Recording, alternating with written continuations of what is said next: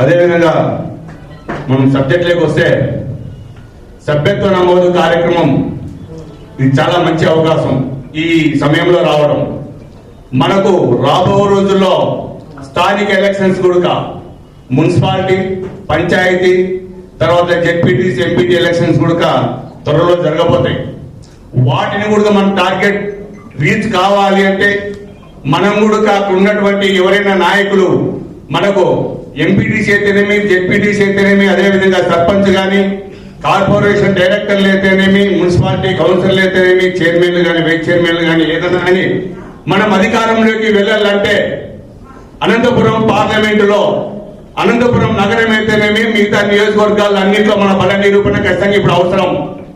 ఎందుకంటే ఇప్పుడు బల నిరూపణ ఖచ్చితంగా సభ్యత్వ నమోదు కార్యక్రమంలో మనం నిరూపించుకుంటే రాబో రోజుల్లో పైన ఉన్నటువంటి మన పార్టీ అధిష్టానం కూడా ఇది గుర్తిస్తుంది. ముఖ్యంగా ప్రతి ఒక్క కార్యకర్త గుర్తుపెట్టుకోవాలి. ఎందుకంటే అనంతపురం పార్లమెంటులో అదే మనం ఒక సీటు కూడా అనంతపురం జిల్లాలో ఇవ్వలేదని కూడా వాళ్ళకు కూడా తెలుసు ఆ విషయం.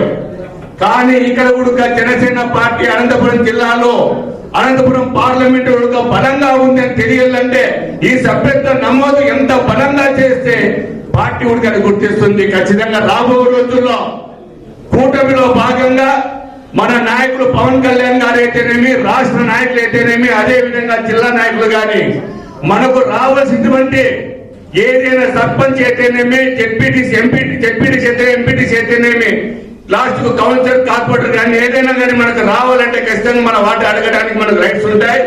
అదే విధంగా మా మెంబర్షిప్ ఇంత ఉంది, మా బలం ఇంత ఉంది, గ్రామాల్లోనూ వార్డుల్లోనూ మా బలం ఇంత ఉందని తెలియజేస్తే ఖచ్చితంగా మెంబర్షిప్ బట్టి కూడా ఖచ్చితంగా పార్టీ కొట్టేస్తుంది. కూటమిలో మనకు వచ్చే అవకాశం నేను తెలియజేసుకుంటున్నాను. ఈ అవకాశాన్ని ఎవరైనా సరే కార్పొరేటర్లు కానీ, పంచాయతీ సర్పంచ్ గా నిలబడాలనుకున్నాను కానీ, తర్వాత ఎంపీటీసీ, జెడ్పీటీసీగా పోటీ చేయాలన్నటువంటి ఆశాభావాలు ఎవరైతే ఉన్నారో వాళ్ళు ఖచ్చితంగా గట్టిగా ముందుకు వచ్చి ఈ సద్వినియోగం చేసుకుంటే ఈ అవకాశాన్ని ఖచ్చితంగా వారికి కూడా